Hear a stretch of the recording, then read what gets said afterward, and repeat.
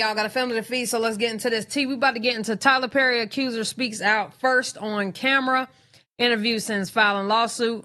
Let's get into it. Welcome back, everyone. Now to our ABC News exclusive. Tyler Perry accuser Derek Dixon sits down in a TV interview for the first time, sharing allegations of workplace assault and harassment. In June, he filed a $260 million lawsuit against the media mogul. These are claims that Tyler Perry denies. But Dixon says he's speaking out now to try to stop a billionaire who won't stop themselves. What made you decide to come forward with your story? I wanted to speak out and not stay silent about it anymore.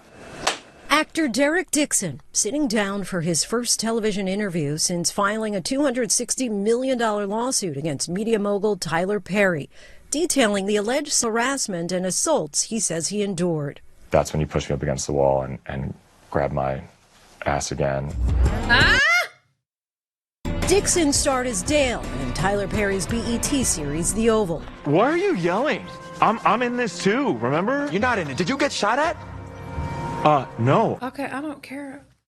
He an actor, got it. His studio opening party in 2019, I was working for an events company, and we met, and he said to me, are you an actor? And I said, well, not right now. I'm working on it, but not right now. And he said, yeah, you are. We need to talk. You should get my number and we'll talk about this. Did any of your initial interactions give you pause? A few of them were. Did they give you pause? You should get my number and we'll talk about this. Did any of your initial interactions give you pause? What? Pause? On it, but not right now. And he said, yeah, you are. We need to talk. You should get my number and we'll talk about this. Did any of your initial interactions give you pause? So pause is not a created thing, it's a thing. A few of them were, they did give me pause, but they weren't bad enough to think like this was a dangerous situation in the beginning. Yeah. According to your lawsuit, at one point early on, he bought you a car. Yeah, he'd seen my Jeep around the studio that I was driving, and he said, that's not a great car. Tyler Perry is an actor, producer, director, playwright, and prominent name in the entertainment space. He launched his career in the 1990s. You want this now? Yeah, all this copyrighted stuff. Billionaires Club. His media empire includes his own production company, Tyler Perry Studios, based in Atlanta, one of the largest film studios in the country. I'm not trying to do anything other than meet somebody at their humanity. As his career has flourished, he's also made a name for himself in the philanthropic space.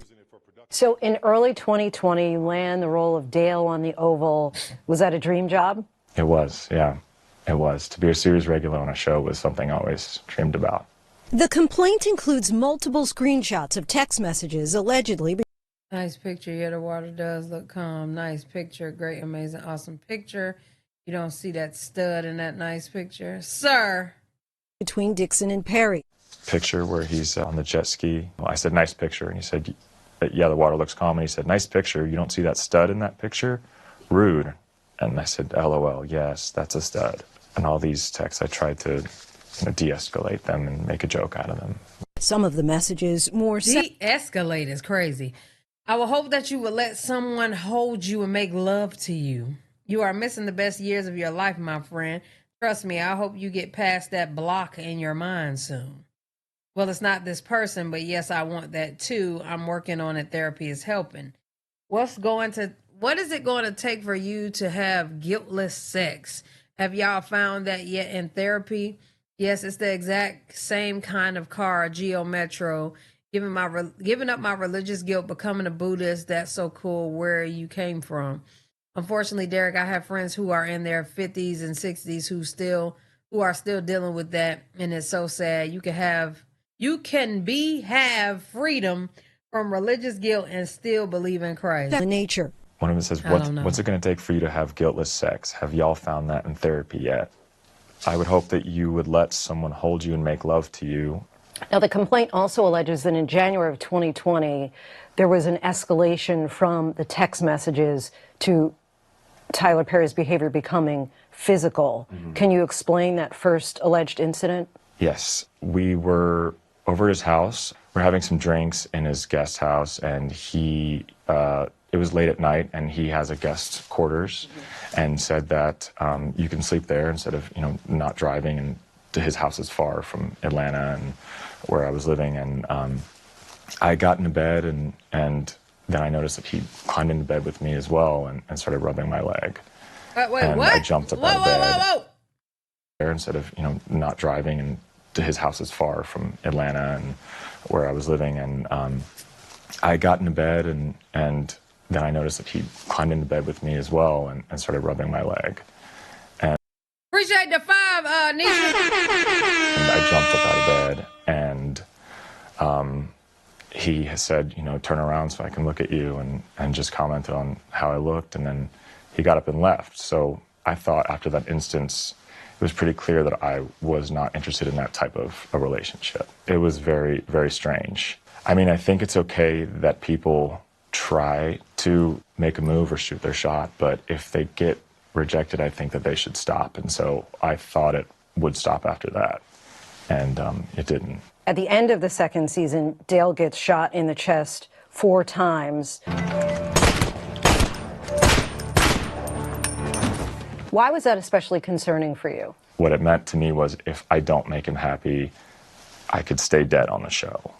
And the complaint specifically says, and I just want to quote it, Mr. Perry made it clear to Mr. Dixon that he would kill off Mr. Dixon's character if he did not indulge Mr. Perry's harassment. Was that message clear to you?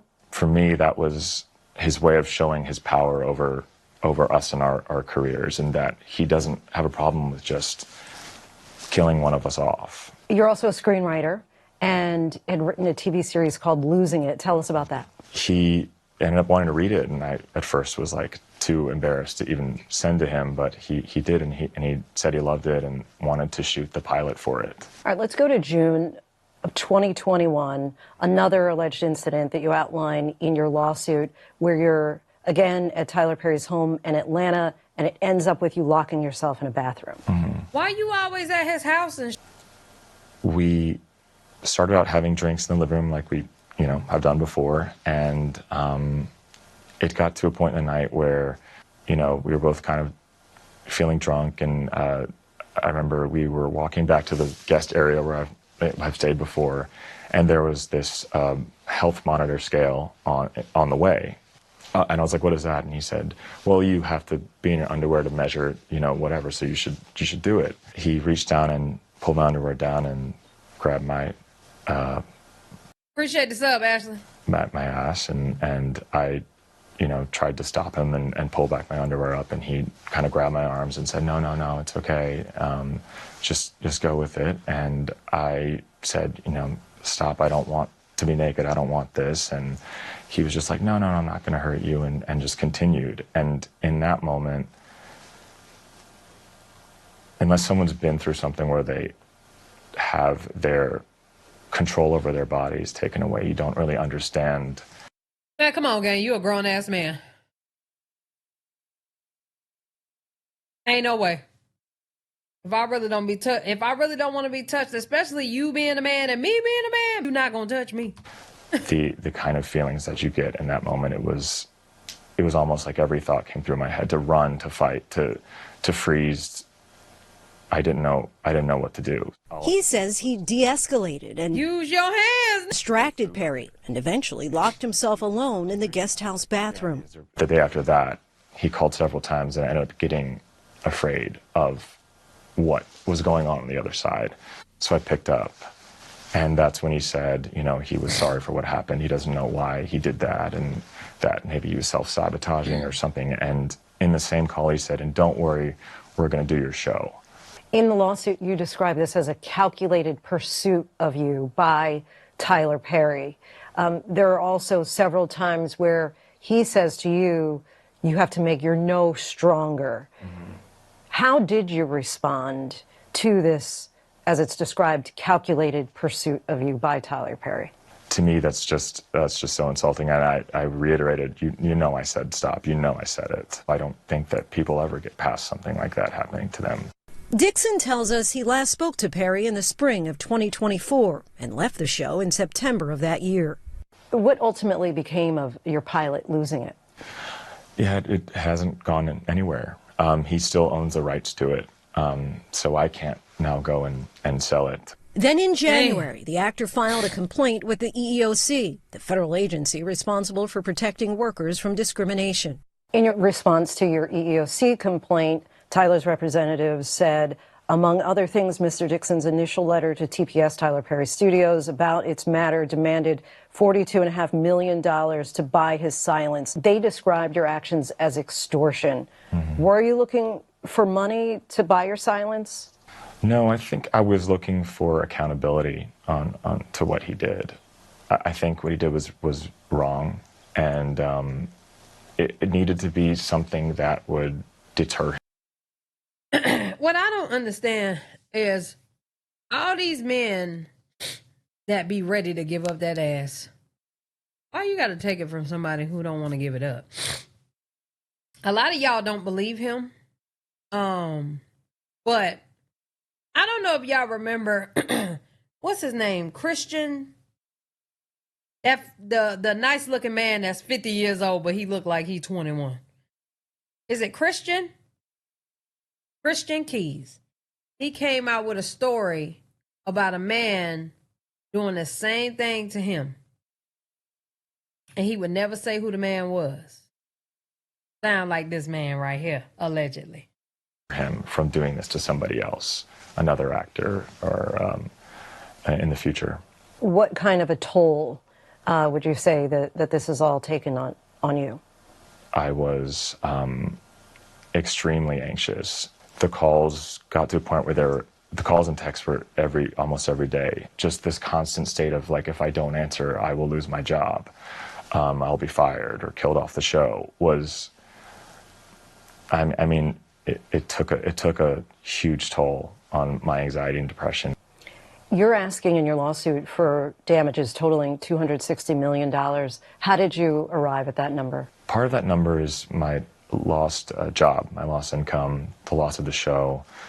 The other part of that is a deterrent for, how do you stop a billionaire who won't stop themselves from doing this?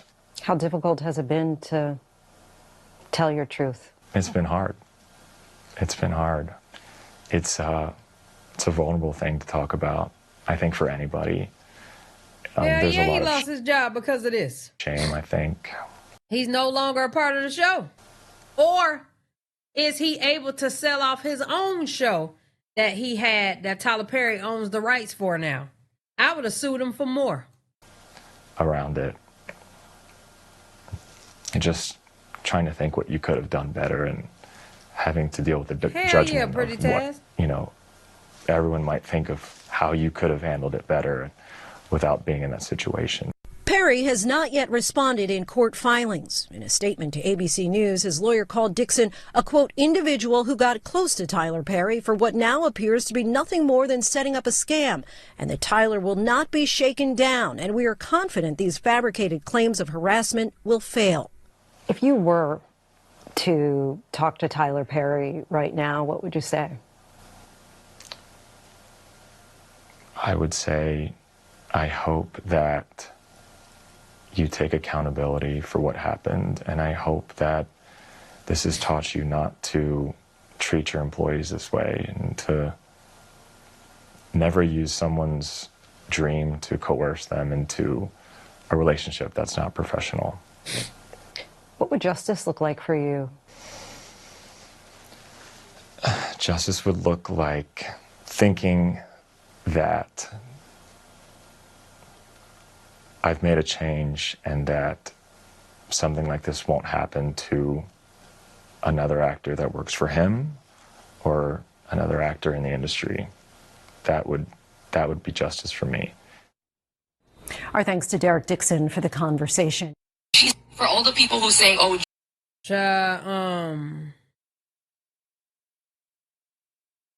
y'all let me know what y'all think.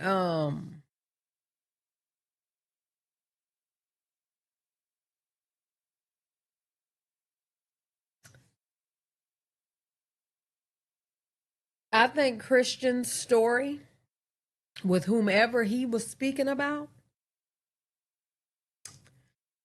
aligns with this exact same story, and it could be very much so believable from the same person. Y'all let me know what y'all think down in the comment section below. I'm done with this video. Love y'all. Appreciate y'all. Hey, yeah.